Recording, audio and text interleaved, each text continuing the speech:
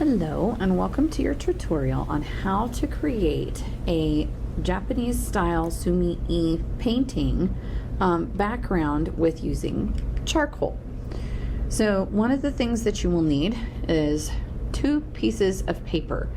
They can be any size really, but we're going to start with a small one because you'll be practicing in your sketchbook first. You'll need some charcoal as well. One piece of paper should be smaller than the other. Since I am starting with 2 small pieces of paper, I'm going to just start with 2 that are the same size. Now your paper can face any which direction you want. Many Japanese scrolls are done in portrait format, which means they are tall like this. And then you have multiple panels that are next to one another, which create a landscape format, which means it's long and wide. So that could be something for you to think about as you begin to plan your project. For today though, in the practice, we are just going to use this one, and I'm going to do this in portrait. So I'm going to do it nice and tall like a scroll. My next step is I'm actually going to take this paper and I want to do it one way in which it will cross the whole paper, which it'll work that way. Could also work this way. So I'm actually going to rip. I just want a nice live edge to this paper. This is going to become my foreground, middle ground, and background in combination with the charcoal. So I get my charcoal out of the wooden box, and I need to figure out which direction I want to face. I want most of my paper up top because I'm going to be blending down. So I really like this line right here. I think that'll be a great start for my foreground. So I'm going to color along here and then blend down.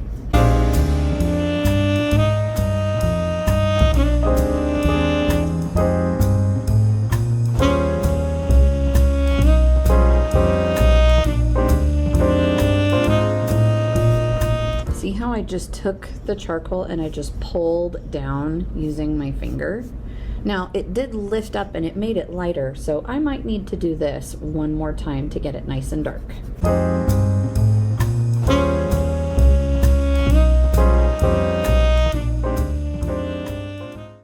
Now I can lift this up and see my beautiful foreground edge. Remember, showing atmospheric perspective as we get farther away, things get lighter. So I can, because this is a little bit longer, I can change this edge a little bit if I want to. And I'm going to follow those steps again, but this time I'm going to use a little bit less charcoal.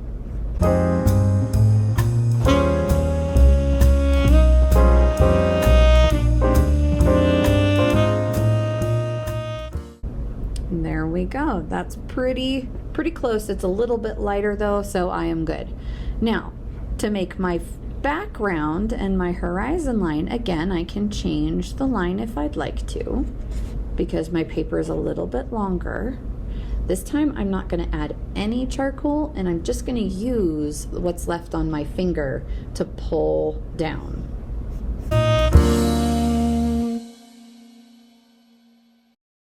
And there we go. That's a nice faint light background, a middle ground here, and a foreground here. Now my paper is curling up just a little bit because I sprayed it with some of this hairspray just to kind of fix the charcoal to the paper. One thing that you will want to do is practice this in your sketchbook before you move on to your final artwork, because in your sketchbook you can then also practice some of your Sumie designs. You've already practiced the techniques, but now in the next part I'm going to show you how to paint over top of this to create your Sumie style painting.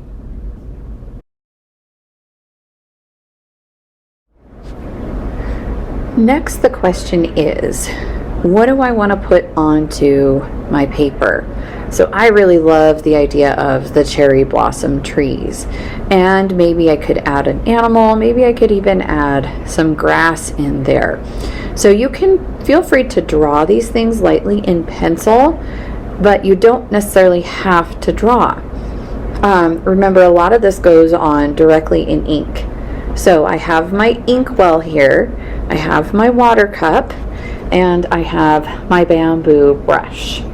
So remember, we always start with a wet brush.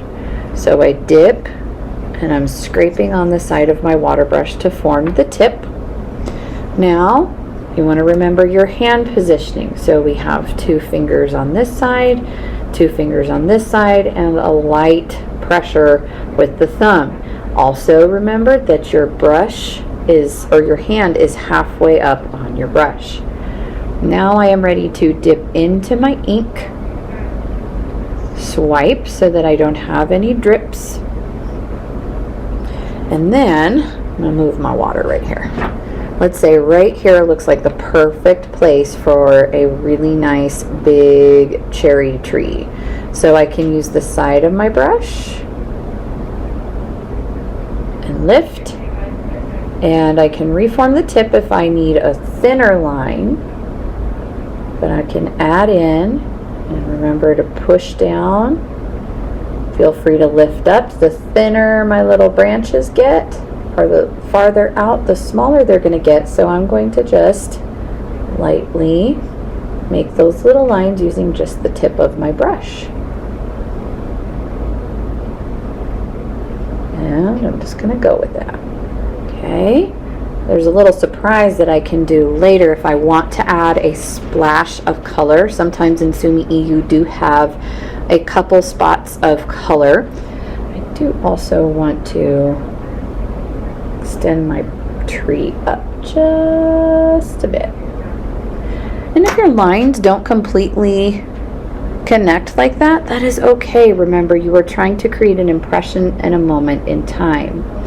Now, I can come down here, get a little bit more ink on my brush, and maybe I want to add some grass, because I really liked those lines. If you have your practice paper with you and you have the type of lines that you made, you can use it as a guide to, well, maybe I want to use my lines here. And I can, of course, overlap by coming above my foreground line and overlap with the middle ground. Now in the middle ground, let's say maybe in here there's a bird or a couple of birds that I want to kind of fly in this area over here. So remember, I can get some ink out of my brush,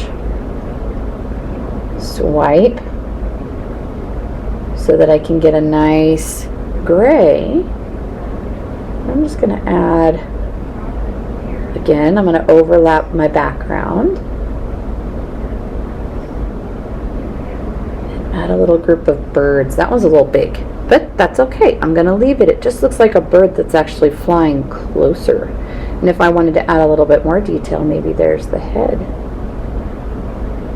And I could press, and there's a tail. So that I'll add a little bit more detail so that one looks definitely like it is closer. Next, I can wash a little bit more out. And I'm just going to create the impression of a moon or a sun back here. So I just washed a little bit out, and I'm going to leave a nice gray, light, atmospheric perspective sun up there with one swish. So it goes pretty quickly. And then, because I have used more than one object in more than one space, and dark values, medium values, and light values, it really creates that sense of depth and space. So keep mind of that. And then I'll show you what you can do with watercolors for color. Now notice I waited until I had all of my grays done, and that's because I wanted to start with a clean brush and clean water. It's hard for you to tell, but that is clean. I just changed it out. And I did wash my brush out very well underneath the water. So now cherry blossoms are a nice light pink. So with my wet wet brush, I can get a little bit of red on the tip of my brush. And here's where it's nice to add some little cherry blossoms. So I'm just lightly tapping, and if they get a little too light, I can add a little more red, but I'm going to let them vary just for a gentle pop of color. Not something you have to do, but definitely something you can consider as you work towards finishing your Sumie ink painting.